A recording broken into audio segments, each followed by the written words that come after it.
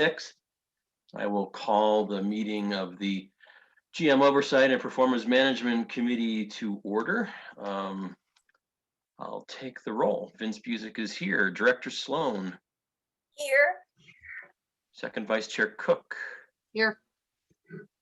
Director Lewis. She's on vacation, is that right? Yeah, okay. Director Catlin. Here. Director Deschelle. Here. Madam Chair Rivera Malpietti. Here. Director Bouquet. Present.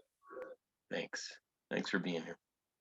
Okay, so we're gonna, we've all got the agenda. We're gonna switch the order of presentation from the evaluation process, then strategic planning, to strategic planning followed by the evaluation process. And I want to thank our TransPro team for being here. As we came out of the meeting last night, and as was reflected in our executive committee earlier today, there were some questions and concerns about the process and what it looks like in a big picture. And I think we only got a snapshot of it last night. We on the executive committee, or those who attended that meeting, had a bit of an explanation that helped allay some of our concerns. I think we're going to get a little bit of a rehash of some of that this afternoon. And I think some of the concerns that I heard coming out of the meeting last night was that some of the board members felt they were not as involved in the strategic goal setting process as they would have liked to have been. And I think that may be just a misperception based upon an incomplete understanding of the process. So one thing I'd also like to know for sure, and Madam General Manager, perhaps you could tell me, do we know if the TransPro team has seen the charter for the GMOC?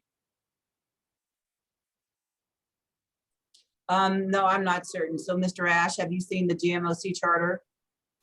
I don't know that I have seen it personally, but I would members of my team may well have who are deeply involved. So if someone could provide that we would welcome that, certainly. Great. I think it'd be important for you guys to have, because in particular, and I'll read from it, it indicates that this committee develops the general manager's annual performance evaluation program for review and approval by the full board. This program includes the goals and metrics by which the general manager will be evaluated. So we're not just performance evaluation, we're also really involved in the strategic planning side as well. So it'd be good for you guys to know that. That all being said, I didn't give it a safety moment. Do I need to give a safety moment?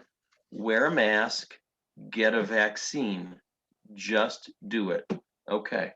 We'll move on to the strategic planning process. And I don't think we need to completely go over everything we did last night, but just some high level stuff on how it's going to look moving forward, and with particular attention to what the board involvement will be moving forward as well. Thanks. Director Busick, before we start, can I quickly comment on something you just said or mentioned? Yeah, about please. Yeah, and maybe this is my misunderstanding of the purpose of our consultants, but I certainly view our charter as more of a living document. We have a new general manager and CEO. I don't think I need to belabor the point of perhaps some of our older documents not reflecting reality, or people being selective on when we want to say, yep, this is what it says, and we get to do this, and this isn't. So I certainly am open to also changing, and I think others are as well, the charter to reflect the new strategic direction that we're going to be taking. And I think that's not just this committee, but across the board, right? If we're really hiring consultants, bringing in a new general manager, we should really think about looking, are we really going to open this up, or are we really going to try to section these consultants who we hired off? Okay, thanks for your comments. And Mr. Esch, I think, are you going to present on the planning process? It looks like Ms. McManus had a comment as well. Okay. So yes, Director Deschelle, that is part of the big picture plan. John and I have already been looking through the bylaws and earmarking certain things that we know could possibly change, as well as some administrative changes based on some of the protocols that have changed during COVID. So that is embedded in a lot of what we have been doing in the background. So we will, of course, look to the directors for specific direction, and I'm sure the chair will probably set up some smaller committees that can review and help us move forward in making all of these changes based on the new path forward. Thank you. Thanks for those comments. Does that address your concerns? Good, thanks. Oh, and Ms. Johnson, I see also has her hand. I guess no General one Manager can see Johnson? my hand because it's brown and it camouflages with the brick. I'm just being serious. That's why I think oftentimes Director Lewis's hand is missed. But thank you very much, Director Deschelle, for noticing that my hand was up, because we can see, if you pull up the panelists, you can see your hand over there as well. But one thing I wanted to add, if I could, Mr. Chair, as relates to the question or the comment that Director Deschelle stated, I just wanted to qualify recognizing the intent of the GMOC. As I spoke this morning as it related to the executive committee, I was very forthright in reference to what has been outlined in my contractual agreement with the Regional Transportation District and with you all as my policy body and as my bosses, recognizing that we collectively agreed that there would be performance metrics that we would agree upon. Hence, that is the genesis in reference to us having dialogue around strategic planning. So I wanted to qualify that as well. And that's what led me on this trajectory to introduce this process in this format. And that was the impetus for the amendment to said contract as well. So recognizing that that's the document that covers what you and I, you being a collective body, are doing here. I just wanted to qualify that for everyone's edification, because I don't think that came across in the statement relative to just the GMOC charter. So thank you very much for the opportunity to speak. Thanks very much for that. Okay, moving on. Who's the first up on the strategic planning process? So Mr. Chair, if I may set the tone as you requested at the executive committee, just for broad brush activities. Unless you don't want me to speak to that, I'll yield the floor to Mr. Ash, but whatever's your pleasure.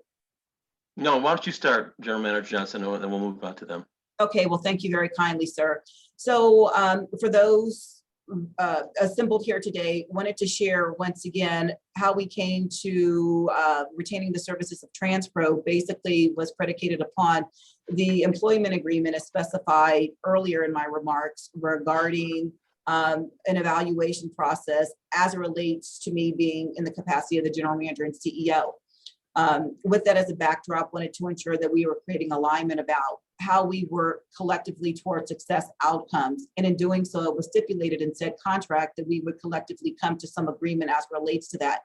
Recognizing that there had not been, from my vantage point and from what I discerned, a strategic planning process whereby we all recognized what our North Star was.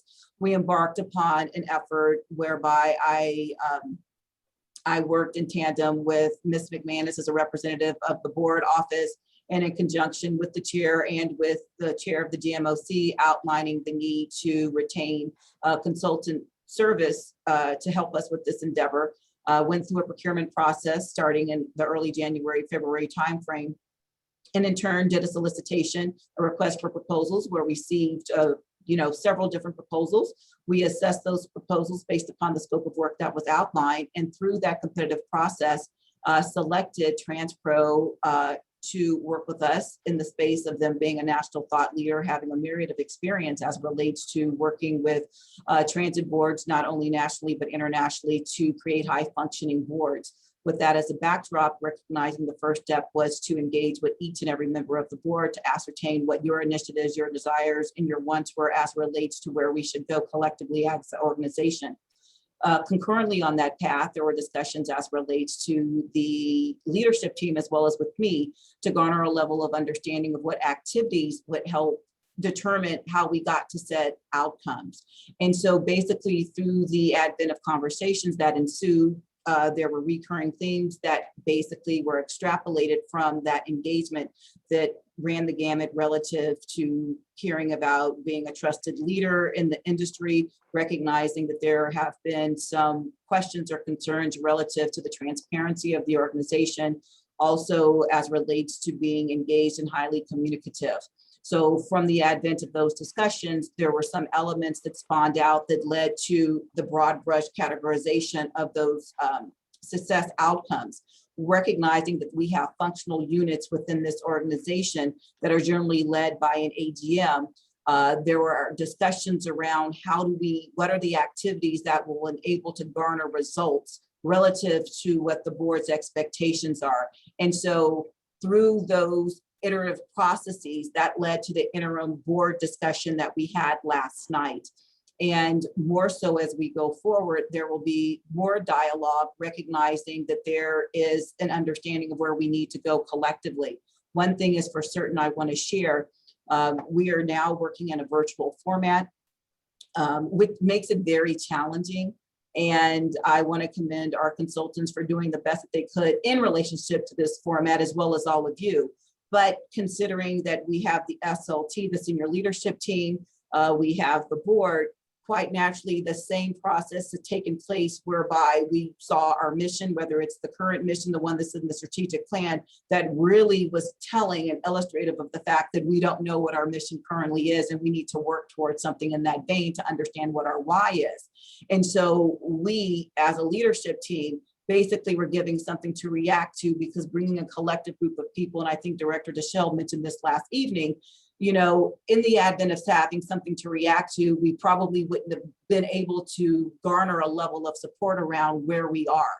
So as we go through this process, making adjustments, what I did put forward today during the executive committee in working in earnest with Ms. McManus, would try to decipher how we could best get us together. Perhaps that's looking at, you know, a hotel ballroom that has ample space where we can socially distance. So it brings that level of interaction that I think would assuage some of the concerns, just in a lack of inability of being able to engage in such a way that people are most comfortable. So I just want to share that. As you know, I pride myself on being a person in the people business and try to be highly communicative, but it was very apparent that there was a small faction that felt as if perhaps this wasn't as transparent. And I want to reiterate that in any instance, I'm a very earnest and straightforward person, and there's nothing I'm trying to do behind a cloak. So with that being said, I thank you for the opportunity to clarify that and address the intentions here, because nothing is prescriptive. This is our organic process, and it doesn't make sense for us to pick up and carry over something that maybe Cleveland RTA did, or, you know, Transport for London or the Washington Metropolitan Area Transit Authority. We need to look at what is for the betterment of our region in which we serve, for the people that come to depend on us. So with that, I appreciate the opportunity, Mr. Chair, to have the floor to clarify that and to provide context around the intent of this process. And I trust that you will take it at my word in earnest that I want to work collaboratively. So with that, I will yield the floor to Mr. Ash if that is permissible. Thank you very much for the opportunity to speak. Thank you, General Manager. And again, thanks again for that. And you conveyed that message at the executive committee meeting, and it was appreciated there as well. So thanks very much. And Mr. Ash, we'll go on to you. Unless there's any questions. Any questions based on what General Manager Johnson has just relayed? Seeing none, we'll move on. Great. Very good. Thank you, Mr. Chairman. And I think well said by your general manager. This is very much an iterative process. The goal is to put something in front of a board and have it respond and react. If we need to start over, we start over. If we need to adjust, we adjust. But the whole purpose is certainly to provide the opportunity for the board to actively engage and really respond to best thinking from your professional management team. The committee had asked for a brief update on the strategic planning process. And so, Mr. Chairman, I know we went through a presentation last evening. I think we'll make it a brief update on the strategic planning process, if that's okay with the committee. You bet. So we'll give you a very brief update in regards to that.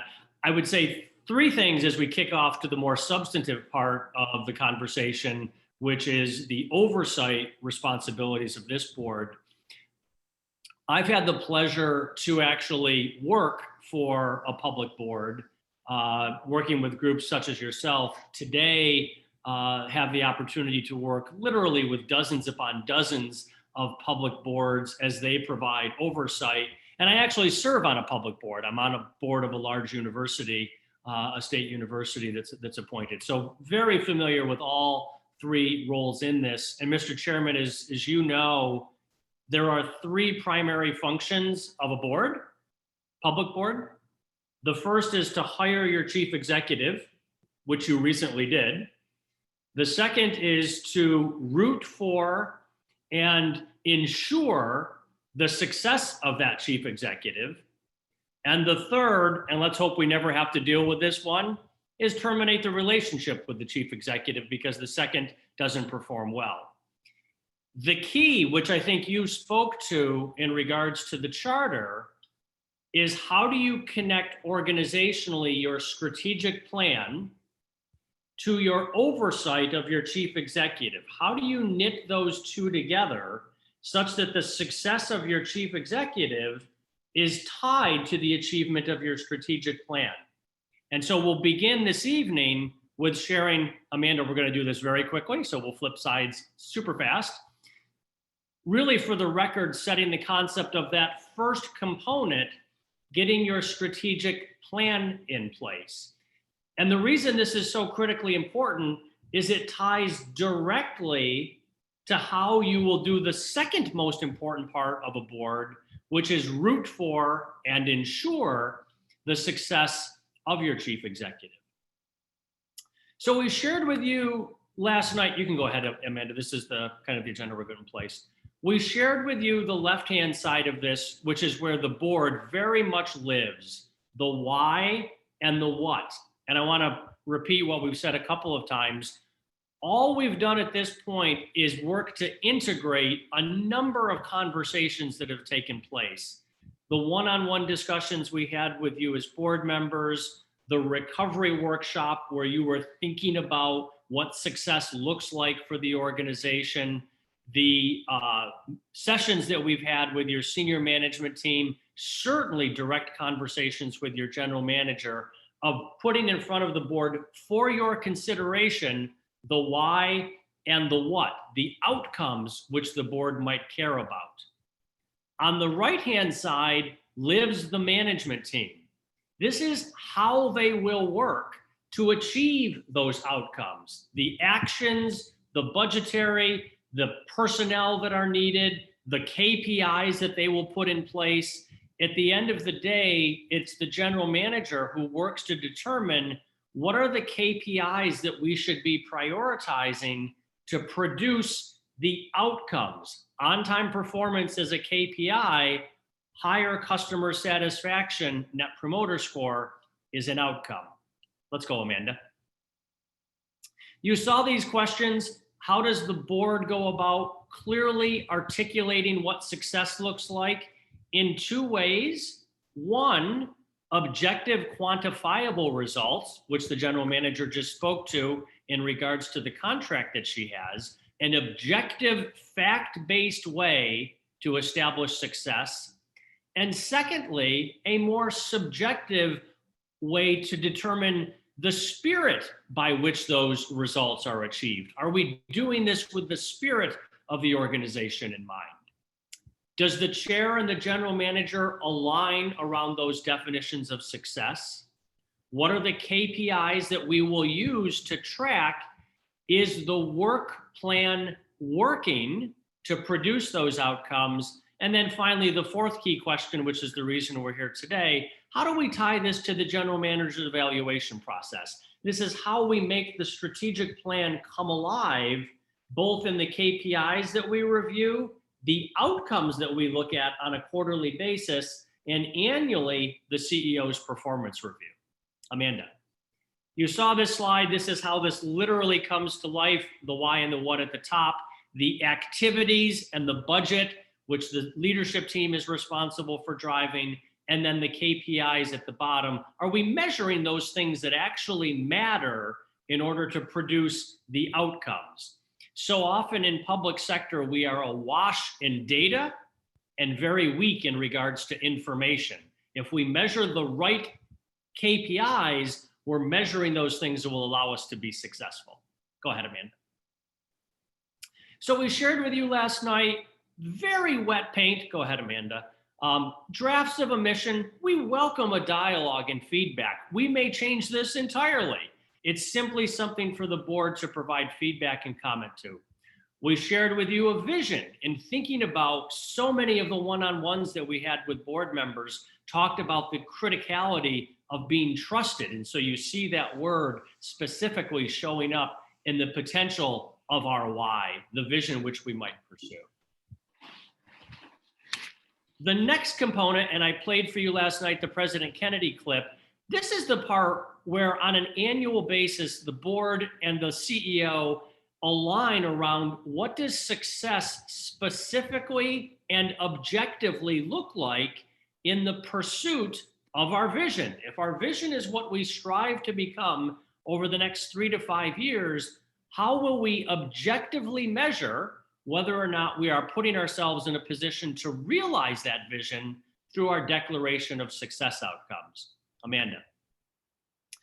So this component really begins to set the cornerstone, once we've aligned around our outcomes, of how we will review the CEO's performance.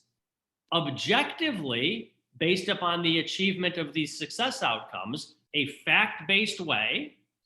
And then secondly, connecting that to the values of the organization, the spirit by which the CEO achieves those outcomes. And I'm going to show you some examples in a second. And then following this process, cascades it deep into the organization. As you might expect, Mr. Chair, the CEO will likely build a similar performance model for her senior executives, who will do so similarly for the teams that they work with, cascading the board's vision and success outcomes throughout the organization. So I shared with you a couple of examples last night of the distinction between activities, outcomes, and then the clarity of a success outcome. I'm not going to repeat the slide, you can read it, but it speaks to the distinction of thinking with objective, fact-based way of determining, has the CEO been successful on the objective side of the equation? Did we achieve a net promoter score of 32? Did we reduce the carbon footprint by 2.5%? Again, these are simply examples. We are not suggesting this is illustrative only, simply examples for consideration. This is merely theoretical, but it demonstrates the point between an activity, subjective in nature, and a success outcome, the clarity of what that looks like. Go ahead, Amanda. So we shared with the board last night some working success outcomes. This is by no means to suggest that we have aligned around these, that we think these are the right answers, that we think we are ready to even propose to the board for consideration that these be the success outcomes. They're simply the working outcomes that we have in front of us today. So you can see strategically on the left-hand side, 4 key areas of focus: community value, customer excellence, employee ownership, and financial success. You can see a definition for what that means, the activity that we would engage in to actually measure that, and then finally, the information system. Where does the data come from for us to be able to determine if this is actually being able to achieve the results that we would put in place? Next slide, Amanda.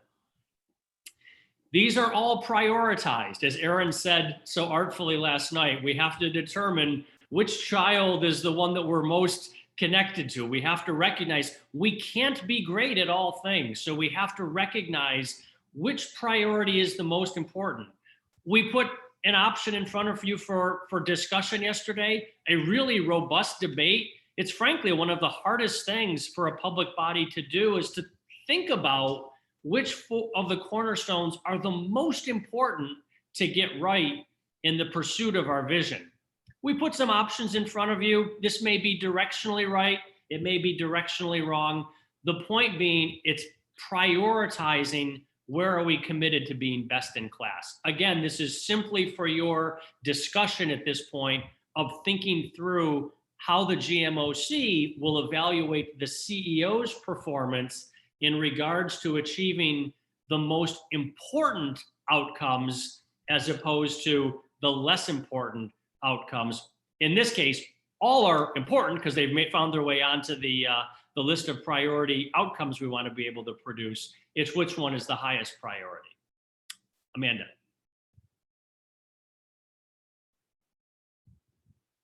So how do we make it all come alive?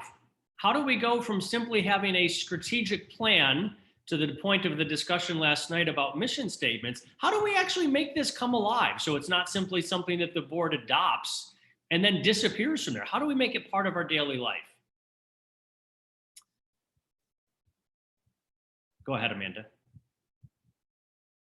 So part of it is beginning to connect to the KPIs, the performance metrics, and the actual work that will be driven by your senior leadership team and reported on a monthly basis in regards to KPIs and on a quarterly basis in regards to progress related to the outcomes. Amanda. So the next steps in regards to the development of your strategic plan will be to take the robust discussion that took place from the board and pull that back with your senior leadership team. Engage directly with your general manager. And if we have to go through that iterative process 19 more times to get it to a place that the board feels comfortable and that the general manager feels it demonstrates the passion the organization has to bring value, we will move that process back and forth 19 times to be able to get it right. What we are engaging in now, literally today, is working with the senior leadership team in developing department scorecards and the work plans, the activities that will take place to produce those outcomes, which we will eventually put in front of the board for your consideration. So with that, Mr. Chair, I wanted to take about 10 minutes. Hopefully I succeeded in kind of summarizing the strategic planning process. I will pause here to take questions or comments, essentially summarizing yesterday, or last night, I should say, and now begin to connect it to the second part of your agenda is how do you take your strategic plan and share with you some thinking of how to tie that to the CEO's performance review. Let me pause for questions and comments. Great, thanks for that summary. We'll go to questions and comments. Director Deschel.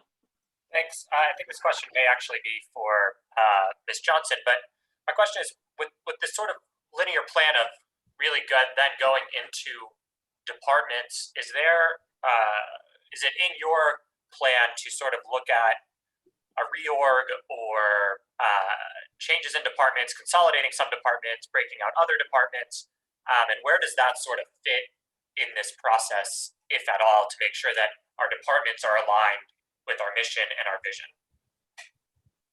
Mr. Chair, if I may. Yes, please. Thank you very much, Director Deschel. That's a very good question. Quite naturally, as we talk about the functional units and the activities that we need to do as a team, and I have the auspices over in my capacity of executing the day-to-day activities to provide services to our district, quite naturally, I want to ensure that we have success outcomes. So once we align around those success outcomes, it's incumbent upon me to discern if we have the right people in the right places in actuality to deliver said services and make good on those outcomes.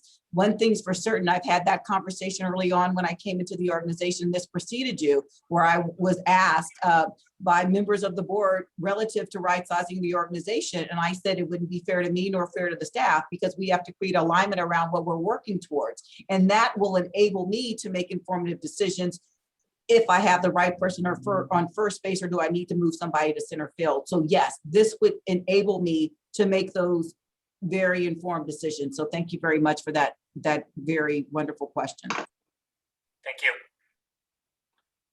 Does that answer your question, Director Deschel? Thanks. Director Catlin. Thank you, Mr. Chair. I wanted to thank our consultant and also CEO GM Deborah Johnson for clearing up some of the misperceptions that some of us may have had last night, and that it's reassuring to know that this will be an iterative process, and that we had a place from which to start last night, and it wasn't as CEO Johnson said, it wasn't a fait accompli. And I think that's very, very reassuring that we'll have a chance to come back and really examine some of these things in more detail. So I really very much appreciate it. But with regard to Director Deschelle's question and CEO Johnson's response, that's clearly a right side of the of the graph that she's dealing in. And I know that she's really done a deep dive into a lot of the organization to discern what's going on. And I think she'll be well poised once we develop these strategic, not strategic, but these success outcomes and our vision and everything. I think she's going to be well poised based on the information that she's gleaned thus far to make some of those decisions in a really well-informed way. So I just wanted to make that comment from what I've observed. She's just been very deliberate, and I personally am very encouraged by it. So thanks to both of you. Thank you, Director Catlin. GM Johnson, did you want to respond to any of that or no? I would like to acknowledge my appreciation for said comments.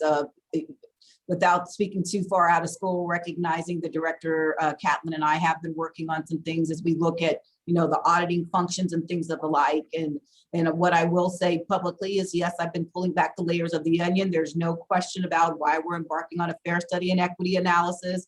As I look at procurement practices, does it make sense for us to have 14 amendments to a contract? I was very forthright when I took on this position to say that I needed to figure out what it is I didn't know, and I'm learning a lot. And as I shared with a member of the board today, Director Geisinger, I said, I like fresh air and sunshine too much to do anything that would be in contrary to that. So with that being said, I'm looking forward to ensuring that we still receive federal funding and we are adhering to regulatory compliance and all statutes. So thank you very much, Director Catlin. Thank you. Second Vice Chair Cook, you're next. Yeah, thank you. And partly we are just rehashing some of what we said this morning, but just to double check with the consultants, what I was looking for and was concerned about last night in part was not having the success outcome that sounded like the moonshot example that you gave. By the end of the decade, we'll have put somebody on the moon. So it sounds like part of this iterative process and what will be in the plan that's produced this summer is in fact those success outcomes that are a result of this going down into the organization, making sure that the eventual measure or whatnot relates to the particulars of the people in the department, but that then comes back out at the higher level with that more ambitious goal listed there. Am I still in keeping with the understanding on that? I think so. I will say two things, which will hopefully provide clarity. The first is in regards to establishing an outcome, and this is simply an example, so I'm not suggesting this would be, the end. If the board and general manager align that an outcome is a customer satisfaction level of X, however we might, choose to establish that. I expect that the general manager will then begin to work with her team to build the work program, the staffing that's necessary, and the right measurements based upon the factors that are most important to your customers to improve customer satisfaction at the end of the day. The piece that I would wrap all that in is at the board level, the CEO is going to provide you information and insight in regards to the achievement of the outcome, while she is responsible of working with her management team of the actions, the personnel, and the measurements to produce that outcome. Hopefully that provides clarity. Yeah, just to verify, we don't currently know what the draft success outcomes are because some of that is iterative. It's coming back to us and then we may align on what those will be, okay? I also wanted to, just highlight, you had mentioned that our three roles are to hire the GM, root for and ensure their success, and hopefully never have to terminate. And I understand, I see where you're coming from. But we also are responsible, I think, for establishing direction and providing oversight that hopefully ensures that you don't end up at that third step. So the act that governs us talks about the board delegating our authorities. Thank goodness we do that to a professional. But we assume, and it's part of the act, that our executive will carry out policy that we set. So we were talking last night about what seems quintessentially to be policy, what they call often the 30,000 foot view, the mission and vision, the values of the organization. And when I've participated in establishing those in the past, we had prep provided ahead of time, maybe an environmental scan. We had the details of a citizen survey. And then we all met with, key leadership, our executive plus the board, and with the help of a facilitator, hashed out what those would be over the period of a day or two, and also steered towards the outcomes. Now, I recognize things are so different right now with the pandemic, plus we have an organization that may not be like the ones I have in the past, but that's kind of the high bar that I was comparing to last night, and that sort of took me aback. And I just wanted to lay a little bit more groundwork for that. Since you had talked about that. So.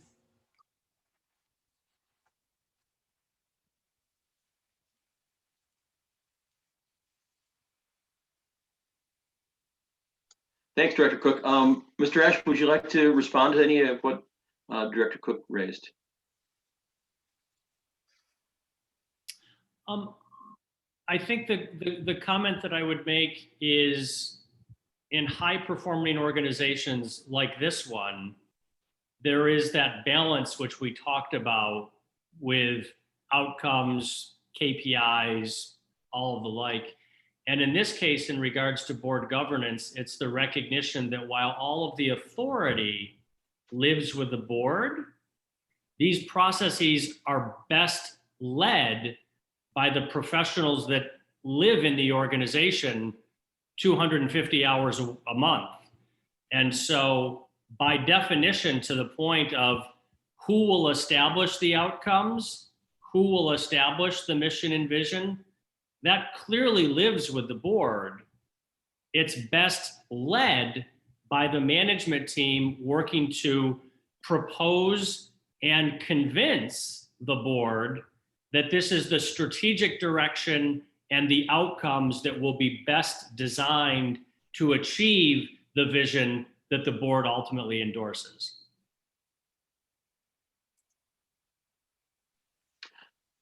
Thank you. Thank you, Mr. Ash. Chair Rivera-Malpiedi. Thank you, Mr. Secretary, Mr. Chair, all of your titles. Listen, I'm sitting here thinking, and as an executive director of a nonprofit who works with the board, and as a member of the board of directors that works with the staff, I'm kind of in conflict here because I'm thinking about roles and expectations, and it seems to me that I'm feeling a little bit amiss here, because it seems to me that the iteration on how I function is that I'm a policymaker on the RTD board of directors. I hire, or I participate in hiring, a general manager to run the agency based on the policies that I make, listening to my constituents and my key elected officials and key stakeholders. And then she disseminates that information to her staff to execute as action steps, so that at the end of the day, if I say something like ridership has got to increase, then the general manager takes that to whomever in her staff to implement it. They develop goals and expectations and timelines, execute it, and then report back to us that, in fact, this has happened and this is how it's happened. And we then determine whether she's done a good job or bad job based on the outcomes of said goals and expectations. So I kind of feel that the other piece that's been talked about is kind of like micromanaging. And that's not my role. I'm not a transportation expert. I am a community advocate, and I've been involved in TDM components for 20 years, but I don't know how to do a run board. I don't know how to buy diesel fuel. I don't know what it's like to worry about the PUC, the FTA, the FRA. That's why I hired the expert and our general manager to oversee that and to alert me on what's happening. So it's a collaboration. So please help me go through that process, because I'm having a little bit of a conflict here with that. Thank you. Thanks, Madam Chair. And yeah, just to summarize, I agree with what I think you're saying. And I think what we at least perceive is missing is that collaboration component when we're setting the policy. Some of us feel that SLT is saying, we think this should be the policy, and we can either say yay or nay, but I think some of us want to be more involved in that, in determining what that is. Some of us might even say we should be the only ones involved, but I know we need to have the input of our senior leadership team to do that. So I want to make sure we don't miss out on that collaboration piece. Agreed. Ask the general manager, if you don't mind, if she could respond to that, though. General Manager Johnson. Thank you. It's so funny. I just put my hand up.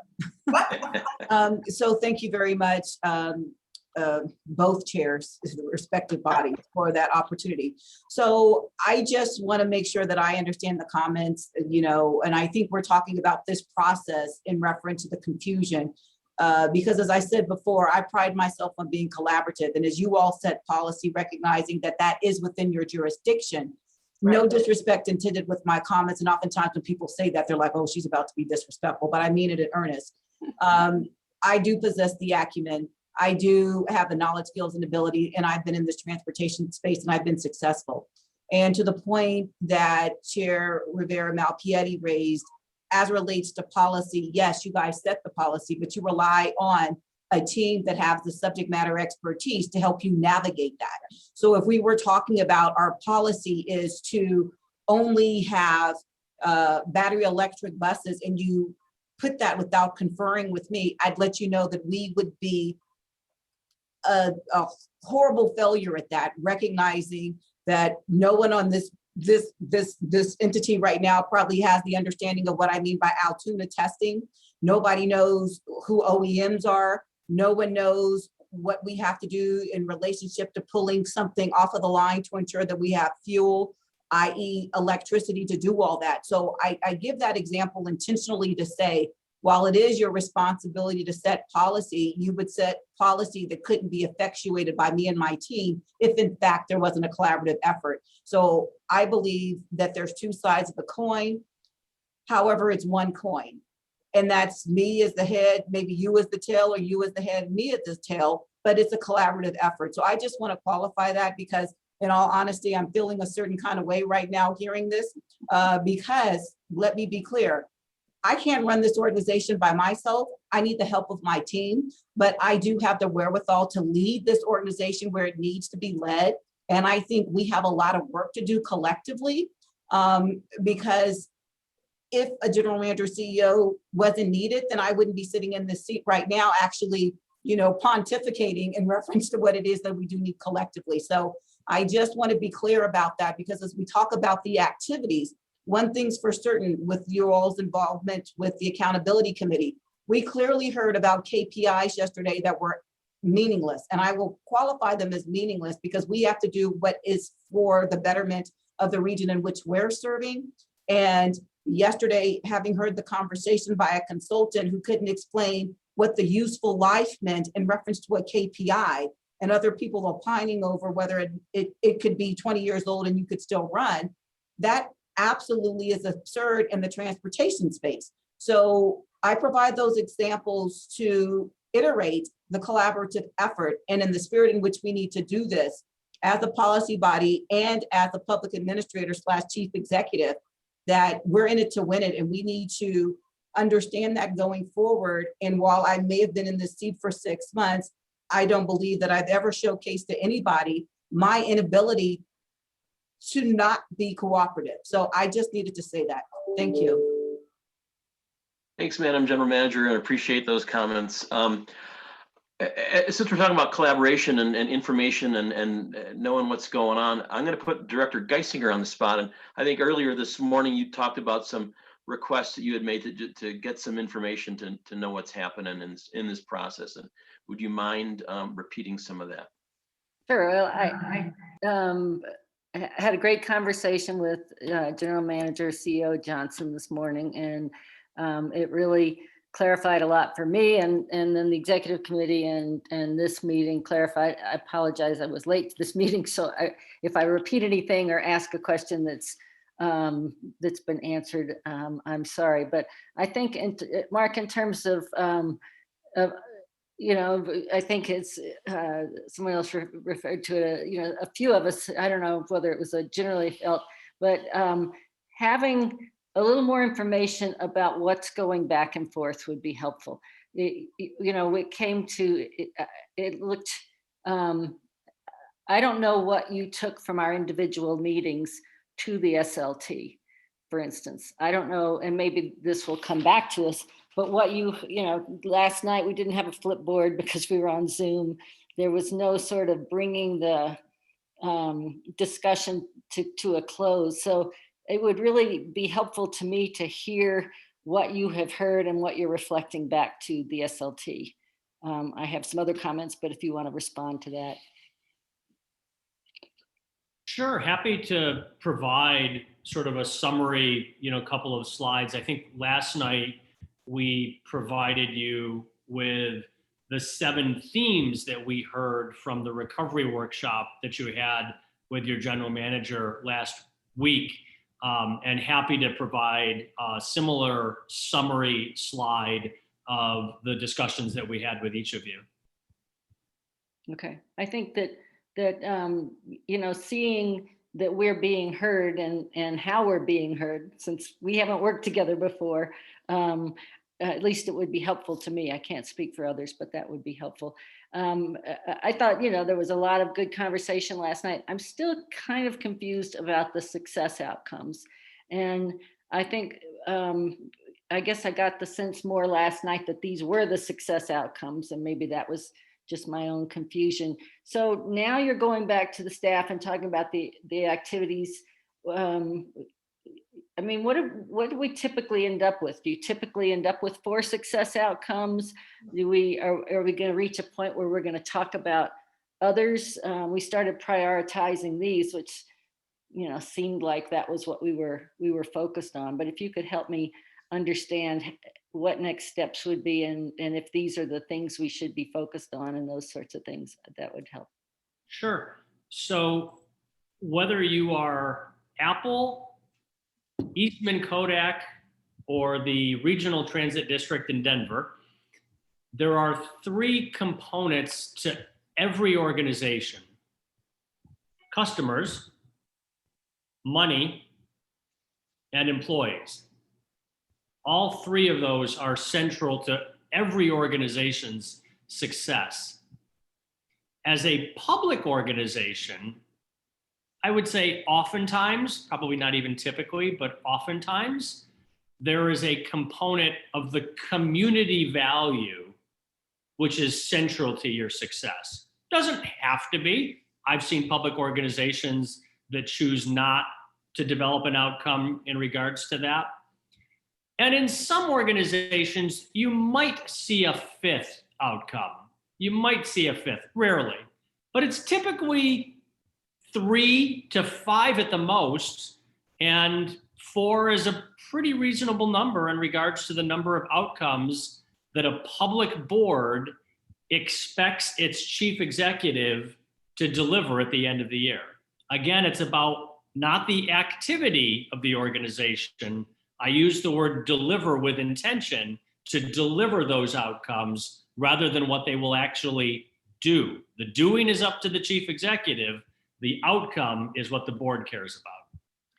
So to follow up on your example, that I think was being used as a success outcome of, it was an environmental, electric buses. And I get it, electric buses is at a different level, but environmental, that's a high priority.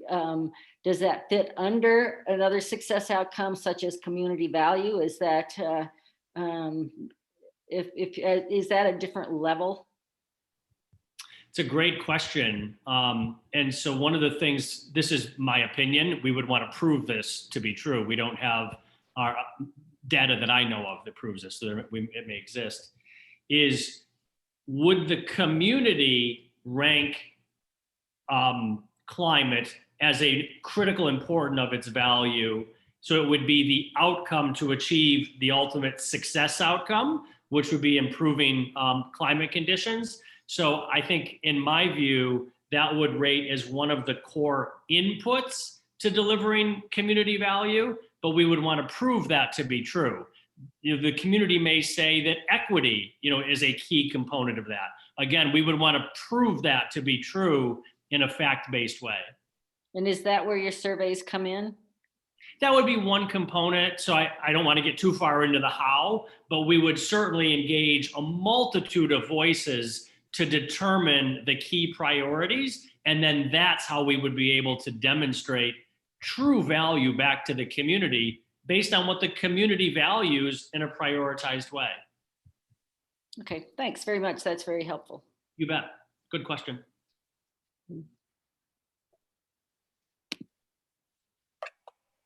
Director Geisinger, are you good? That's it. I'm good, thanks. Thanks. Director Deschel. Yeah, just a few comments. I think in addition to hearing what went to SLT, certainly for me, and I assume for others as well, really important to also hear what SLT set back. I am someone who happens to put trust in our consultants and trust that you guys did it properly, but I think that would also be valuable. And just want to remind everyone that I would venture to say that all but maybe one or two, and that's just a guess, it could be all of the members of SLT are also constituents. And so as much as everyone likes to say, oh, well, I heard from my constituent XYZ or my constituents, I'm pretty sure all of our SLT are also our constituents, with the exception of maybe one or two people who live outside, but that'd be a long commute in, unless you live in like Castle Rock or something. And so just making sure that is of mind as well. And then the last part is values. I know is sort of another corporate thing that exists. Do those, sometimes I find them to be superfluous, on top of a mission and a vision. I might have missed it. Where are those a part of this? Are they not a part of this? How does that play in? Great question. If I could get you to hold that, I'm going to speak to that hopefully in the next 10 minutes or so. Great. Great. Thanks, Director Deschel, for those comments. Chair Rivera-Malpiedi. Thank you, Mr. Chair. I want to piggyback on First Vice Chair Geisinger's question about the community, like the surveys in every piece that we looked at as examples. In my thought, I'm thinking that's only one tool in the toolbox, correct? It's not the whole thing. So it would be one of several kinds of action steps that would be taking place to achieve that goal, correct? We just presented this morning to the Charlotte management team their third quarter results. And one of their components is something similar to community value. It's not precisely that, but it's very similar. And there are essentially 50% of the weighting are objective results in regards to community value, and about 50% are subjective in regards to people's opinions of that. I think we gave the example last night of on-time performance, where we will actually balance between an agency's true measurable on-time performance and the customer's impression of on-time performance, both of which matters, but we do it in a fact-based way. Okay, thank you. And then secondarily, Mr. Chair, and this will be my final comment, is I cannot agree more with Director Deschel that our staff are actually our constituents, and they ride our services every day, except for those who live outside of the district, but the majority of them are the top of their field in the country. And you know what? I actually trust their ability to lead this agency under the leadership of our general manager, and would like to see what they bring back to us in terms of working together to achieve the policies that we have seen and heard in our tenure as elected officials, and understanding that in 2 years there could be a whole different board in place. And I keep thinking about the transition and how fluid our role is as policymakers. So I just wanted to say that. Thank you. Thanks, Madam Chair. Thanks for those comments. And yeah, I know General Manager Johnson is not here to fail. She's here to succeed.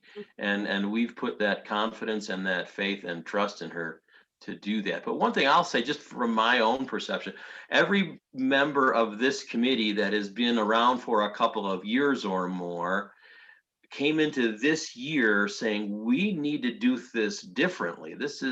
We need a big change. And that's why Trans Pro is here. That being said, when there's big change, you're going to get some people like me going, oh, wait, I didn't know it was going to be that big. So be patient with us as we kind of make our way through the process. Director Cook, you're up. Yeah. Sorry to second bite at the apple. General Manager CEO Johnson, I wanted to just stress that my comments aren't meant to challenge or disparage or question your competence or your stellar expertise. What I was thinking, and this is part of the research that Director Tisdale and I have been doing, to look at the small committees, was that this piece is more philosophical, and these values and visions aren't just a matter of professional expertise, but we bring to the table those values, those things, what's important in our community, that sort of thing. And that's why it rises, as it says, above technical and operational detail, and is necessarily collaborative among your professional component, who also have values and philosophy, but also we on the board from the community standpoint. So I just wanted to stress that in making those comments or highlighting a difference, it was never meant to insult you, because the opposite for me is true. I'm really a huge fan of what you're doing. Mr. Chair, if I may. Thank you very much, Director Cook. I appreciate that, because I'm gonna be honest, I was offended. So I appreciate those comments. And I think this has been, great dialogue. And I think as we talk about values and all those things, it's understanding what values are. A value is an ideal or a belief that you hold to be true. And so when I hear that safety is a core value, in my opinion, from where I come from, safety isn't a value. Safety should be a priority that's interwoven. And I've heard people say countless times, safety is a value. So that's what I'm trying to do here collectively with all of you, is we garner a better understanding of what we're working towards, because safety really isn't a value. And so all of those things, and we talk about diversity, equity, inclusion, but more important, belonging. The operative word there is belonging, because we can talk about diversity and inclusion, but if you're not being heard and you don't feel as if you're belonging, all of that is for naught. And that should be a value, because it should be an ideal and belief that we hold to be true. So thank you very much for that, Director Cook.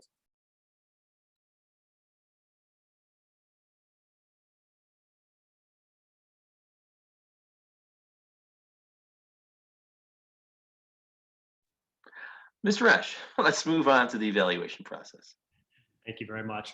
And appreciate the dialogue around this. And I appreciate, Chairman, you're being kind enough to flip the agenda for us, because as you can see, we can only really begin to move to the second part of the conversation, which is how does a public board think about evaluating its general manager's performance once you've established your strategic plan and the success outcomes that cascade from that.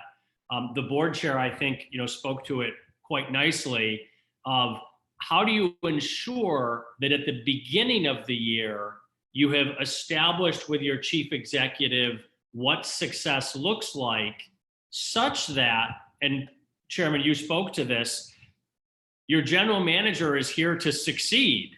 So we are incumbent to inform her what success looks like such that she can, and she is not left to managing the episodic of what the board might bring to her, what elected officials might bring to her, what customers might bring to her. The board was clear at the beginning of the year, this is what success looks like in an objective, fact-based way. And we looked forward to having regular updates, typically on a quarterly basis, as to how you and your management team are performing to produce exactly those outcomes. So with that, let me step in. Before we start, I want to be perfectly clear in regards to the discussion of last night. Everything I am about to share with you is theoretical in nature. It is not locked down. We have not decided these are the answers. It is purely theory to align upon the process by which we would do this rather than the actuality of what will be. So I've got maybe 15 or 20 minutes of content, and I'd love to sort of put this in front of the committee and then welcome conversation and feedback from there. So a couple of cornerstones of what makes for a powerful general manager's evaluation, this sort of second key function of a board. First, we have clearly defined outcomes. They're fact-based, they're objective. Man to the moon and back safely by the end of the decade. Absolutely clear what success looks like, and it's connected to our strategic plan. We had a little bit of a discussion in regards to the mission statement last night, and my guess would be that if we interviewed just about every employee at the agency, they would struggle to tell you what it was. What we need to do is make that strategic plan come alive. One of the quickest ways to do that, tie it to your CEO's performance review. So that's one of the key steps in making the strategic plan come alive. Once we've done that, ensure that the CEO's outcomes are communicated at the beginning of the year. Just having the board adopt it and not formally sharing with the CEO, this is how you will be evaluated at the end of the year based upon this fact-based model is a critical component. There should be regular dialogue between the board chair and the general manager. Formal, regular dialogue as to how we're performing, communication, the exchange that takes place with the representative of the board chair, and the representative of management, the general manager, is key. There's a balance between objective, outcome-based measures and subjective, the values, Director Deschel, which you spoke to, the spirit by which is connected. And then finally, tying this to compensation, making sure that the success of the organization is tied to the success of the individual. The better the organization does, the better the individual does. High-performing organizations are able to align around the process and really cause phenomenal results for both taxpayers and customers, which was one of the core pieces of feedback that you did provide as a board during our one-on-one sessions that we had. Amanda. So as we think about the role of the board and the general manager in this process, I'm going to start on the left-hand side and then move to the right. So on an annual basis, the general manager is responsible for both preparing and presenting what these outcomes might look like. On the right-hand side, and this is that collaborative process that we're talking about, the general manager will prepare and present these outcomes, but the board is responsible for the adoption. And I've been part of conversations where that will go back and forth 3 or 4 times, working to get aligned on precisely what the outcomes will look like. The board adopts them, but in a high-functioning organization like this one, the general manager prepares and presents them, and there's a dialogue that goes back and forth. On a quarterly basis, the general manager uses KPIs, those are not outcomes, the KPIs, to monitor progress of whether the activities are working to produce the outcomes. Let me give an example. The outcome might be a net promoter score of 32. The actions might be a new training mechanism for operators in regards to how they will better manage their schedules. And the KPI is on-time performance. What the board is interested in is higher levels of customer satisfaction. What the CEO is interested in is driving on-time performance to produce that higher outcome. On the right-hand side, on a quarterly basis, the general manager presents in a fact-based way the metrics which she is monitoring to produce those outcomes. It's essentially like a private company presenting its stock price, and the market responds to how you're performing at the end of the year. And then finally, the CEO is responsible for developing a self-evaluation tied to the objective outcomes, and then her perspective in regards to organizational values. Finally, the board is responsible of providing feedback in regards to those fact-based outcomes. There's an objective truth to that. And then the board shares their perspective in regards to the values. Again, the values are done in a subjective fashion, whereas the outcomes are objective back. Amanda, if you would. This is a discussion that the board can really nicely have and can be led obviously by the GMOC.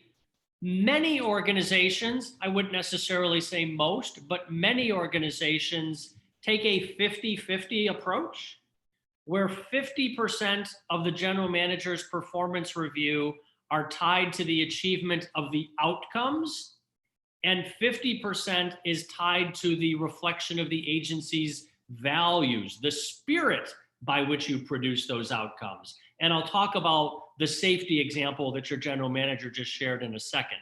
So it's again, you can think through, and we would welcome the dialogue with you as to where you may fall in moving the dial in regards to 50-50. Some organizations think of it as 60-40.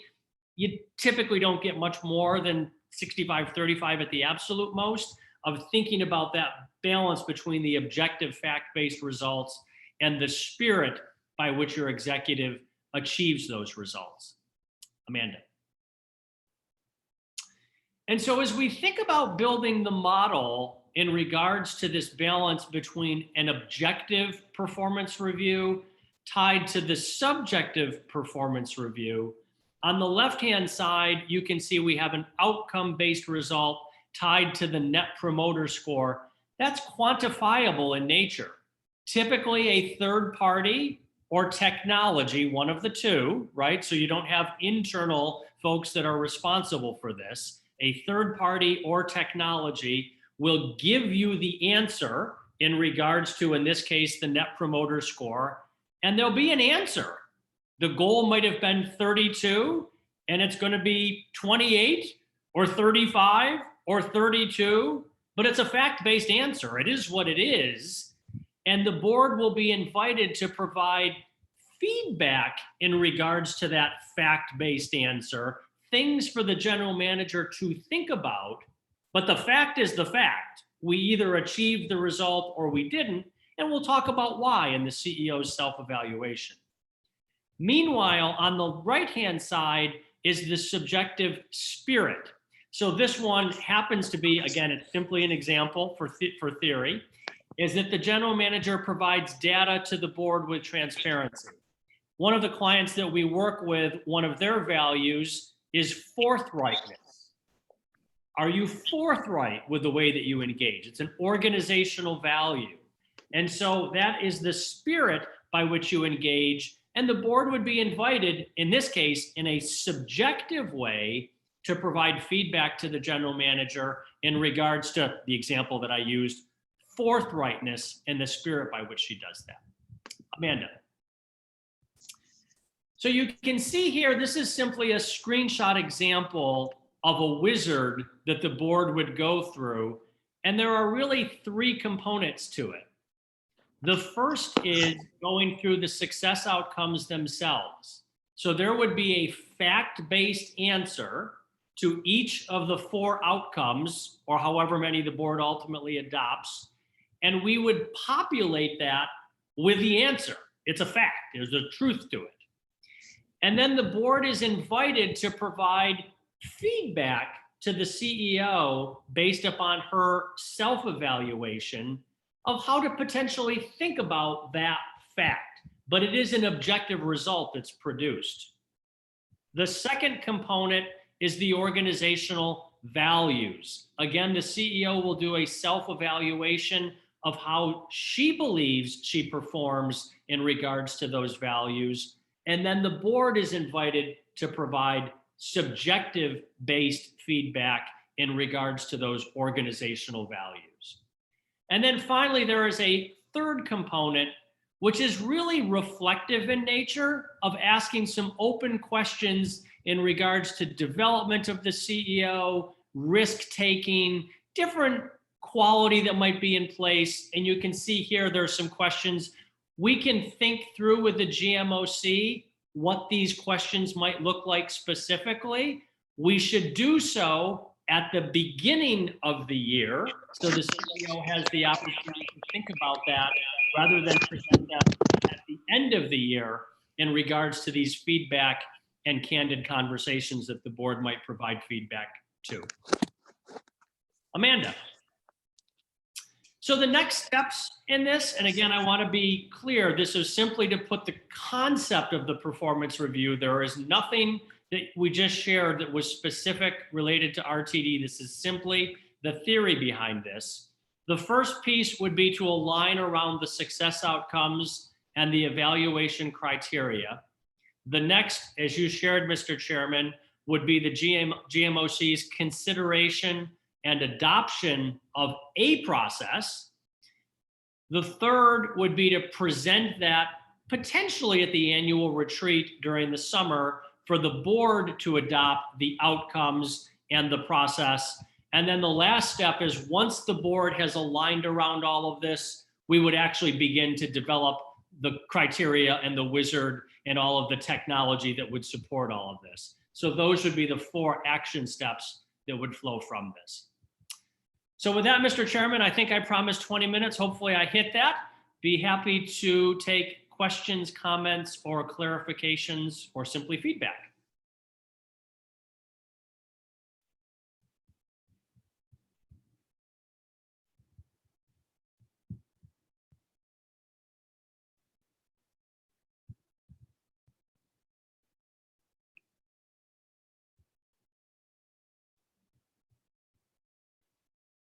Did we lose our chairman? Oh, Did we me. I was gonna say, did we lose me? Am I still connected? You know, he was having trouble this morning with his technology.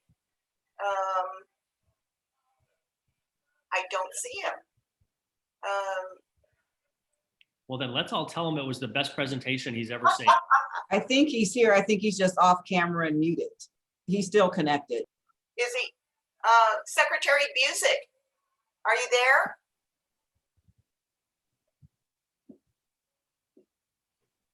I think he was having this problem earlier during the executive committee. Vice Chair Sloan, do you want to take over then? You're muted. Yes. Thank you. All right. I see 2 hands raised. I didn't get them in order, but Director Catlin. Thank you, Madam Vice Chair. I think Director Busick alluded to this, but a number of us were very frustrated. Oh, I see he's back. A number of us were very frustrated in the past couple of years that we were measuring activities and not results.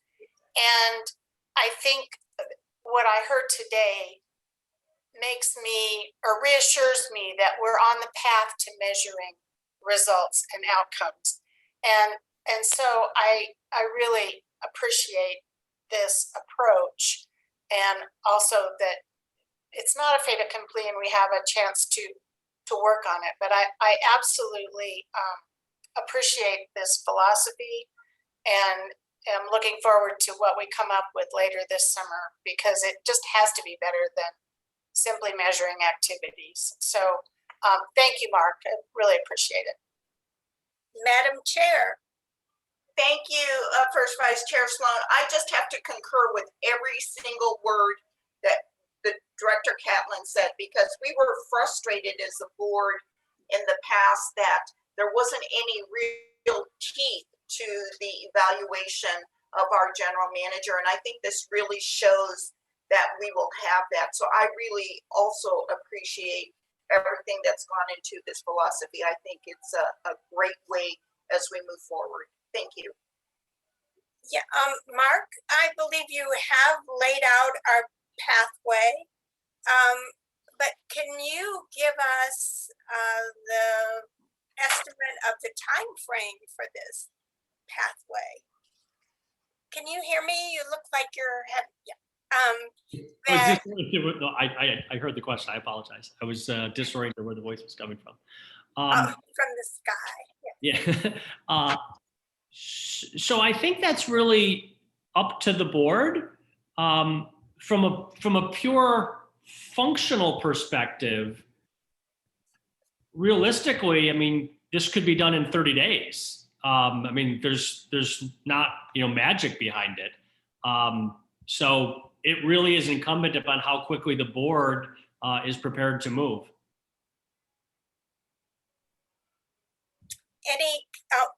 Ms. Johnson. Yes, thank you very much, Madam Chair. I think what Mr. Ash said is right on point. It's really up to all of you, having had this earnest dialogue about the level of involvement, recognizing there's a myriad of things on your calendars. It's carving out time to, prioritize this and move forward relative to what it is and what you want to do. And as I was saying earlier at the executive committee, it's really discerning what our path forward is from those timelines. If there needs to be another iterative session whereby we're having dialogue where we can all rally around the flagpole, then maybe that's necessary. But I think we need to garner a better understanding from all of you. And that's what I was talking about earlier this morning in relationship to managing expectations, because clearly from the dialogue that we've had today that has been very good, we need to ensure that we're all singing from the same sheet of music, because it's apparent that some people are in a different key. So with that going forward, I think it would be best to lend some time to having a discussion about what it is that you collectively envision, so there's no misstep. So we're not, let's be good stewards of taxpayers' money. TransPro, while they may be great and all that, they're in a business to make some money, and we need to ensure that we're doing this in a fashion where we're being good stewards. So we need to carve out, I believe, right at this juncture, your expectations so we can meet those, so there's no surprises on either side of the fence. Thank you. And Chair Busick is back. I don't know how much you've missed of our discussion. Everything. I'm sorry, I got called away. My dog tripped my wife outside and she came in bleeding, so I had to attend to that. So I hope she's okay. She'll be fine. Okay, good. Well, we were discussing timeline, and I believe you can lead the conversation from now on. Is that all right? You bet. Thanks, Director Sloan. Okay, so yeah, so we've got a deadline, right? We got a drop dead date of June 30th, 2021 to get some stuff done. So how are we looking in terms of next steps, and what do we envision for a timeline to get to that point? So if I may, yes. Mr. Chair, we were just talking about that. And if anything, I said it's imperative upon us to have a discussion, I believe, this afternoon.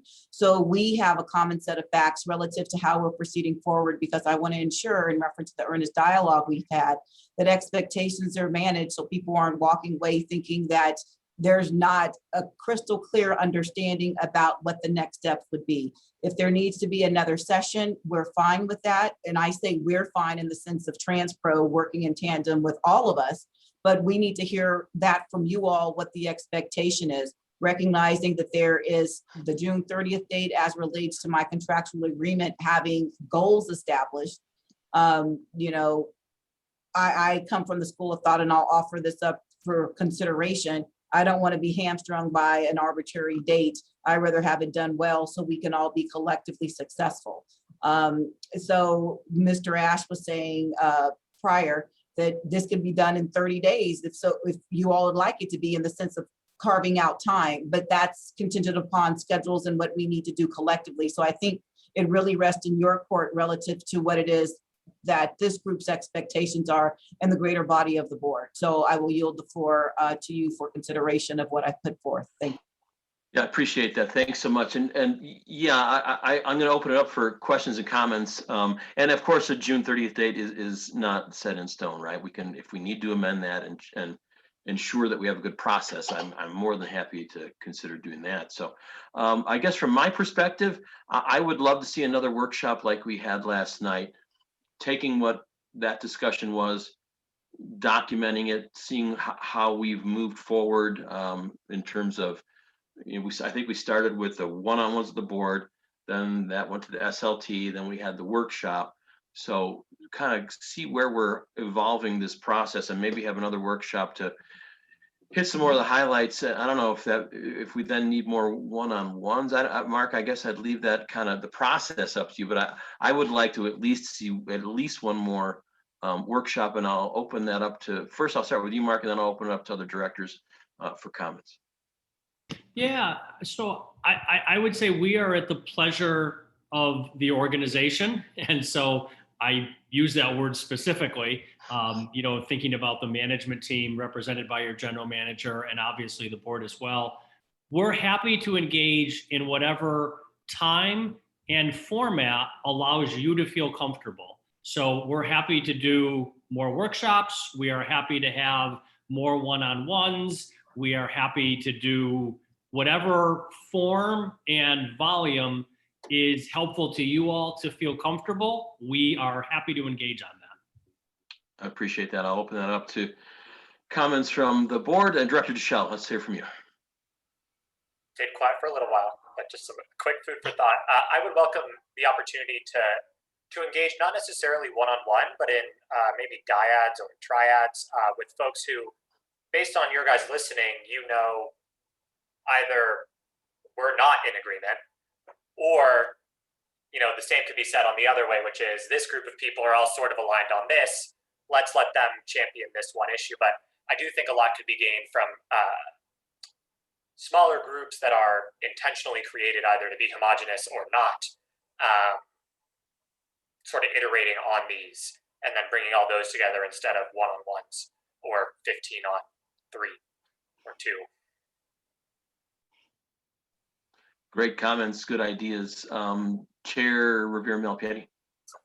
Thank you, Mr. Chair. Maybe I'm a little bit confused, but I was thinking evaluation process of the general manager and how we have executed this in the past with sending out a survey monkey to all 15 board members, and then there are a series of questions that we evaluate on good, excellent, fair, whatever it is. And do we need to amend something that says we're going to detain this till later, so that as we're moving down this road that it all comes together in a unified system? Because I'm worried if we move forward in a rapid pace to do an evaluation, how is that going to tie in with the strategic plan and the goals and all of the stuff that we're going to be working on? Isn't that the ultimate goal of how we need to evaluate our general manager, is on our collective work together to determine what the goals and expectations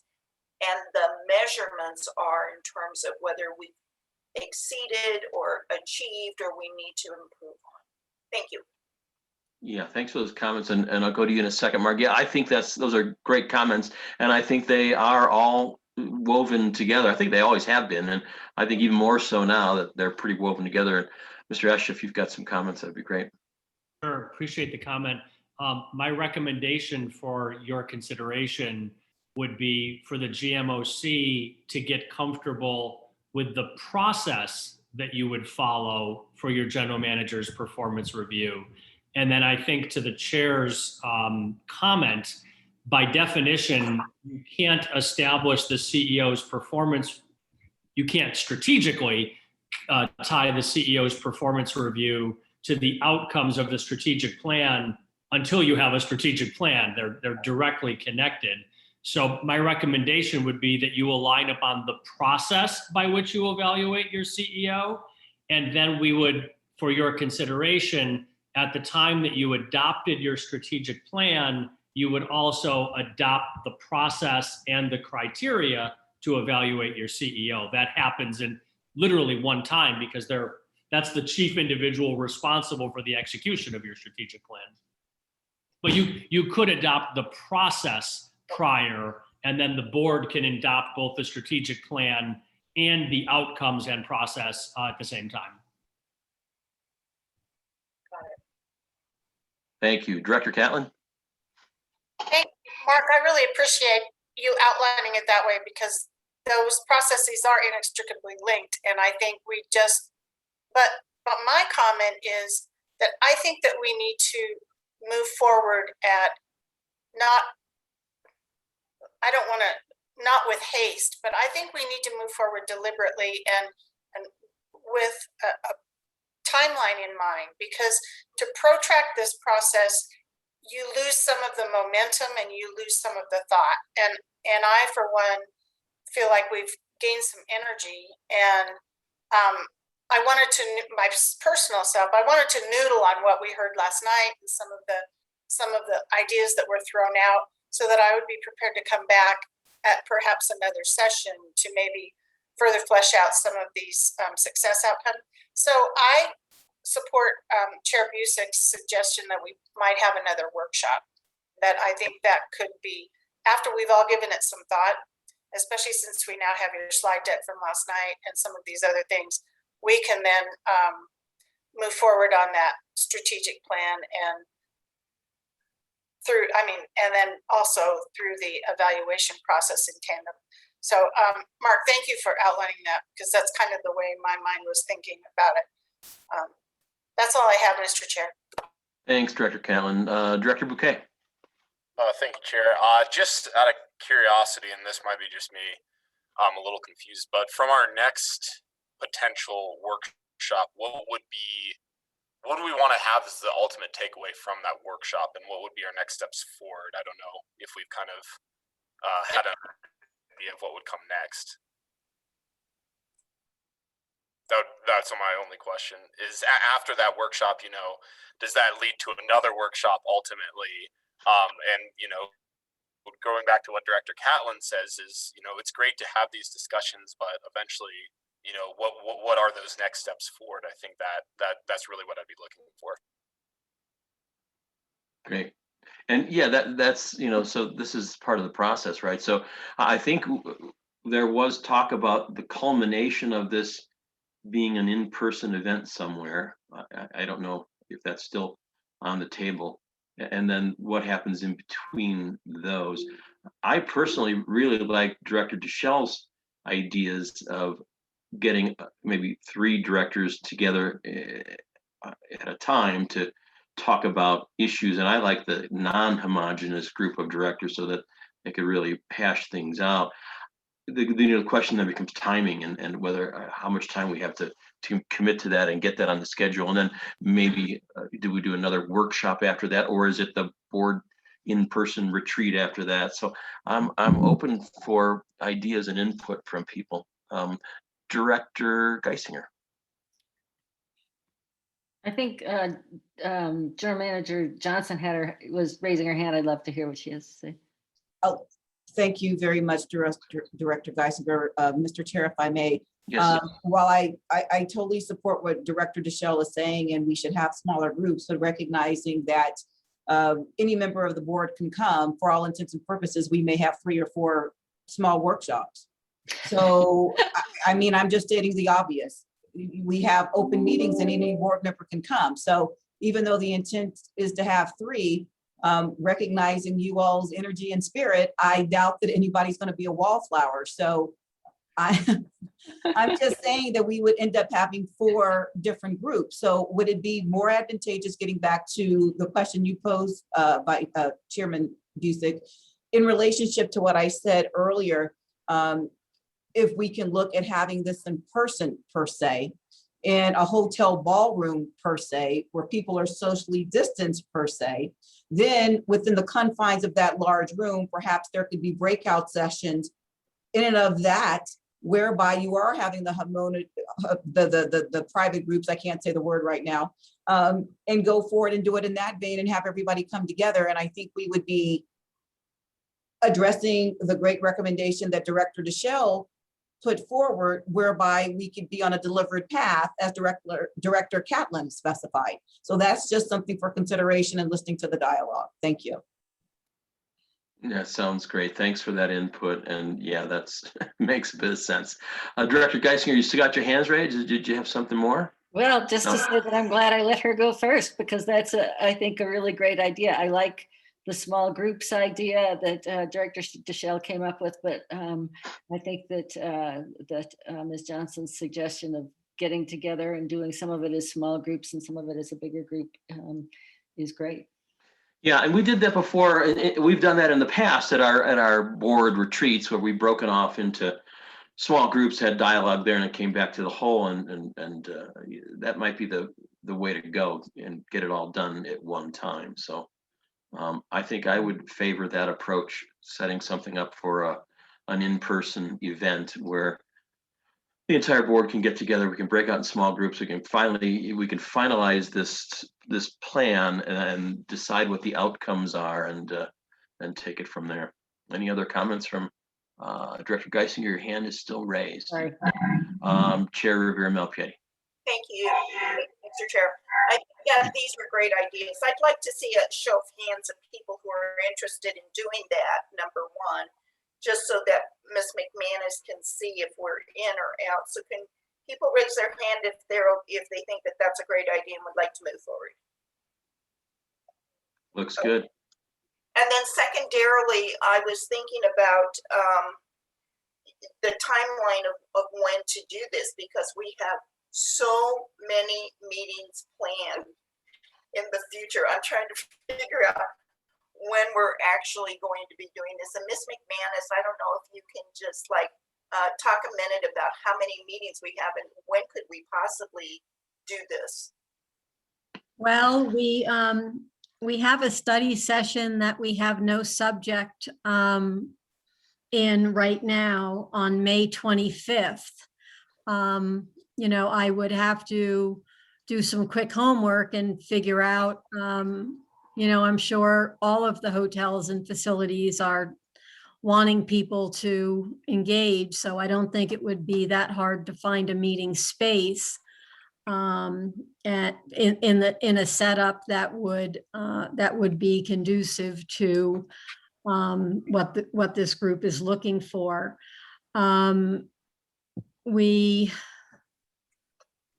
If we're moving into June, it's a pretty tight month.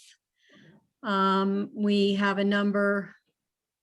we have a couple finance workshops. We have a JEDI session, whether it be 1 4-hour or 2 shorter, depending on what the board would like. We have a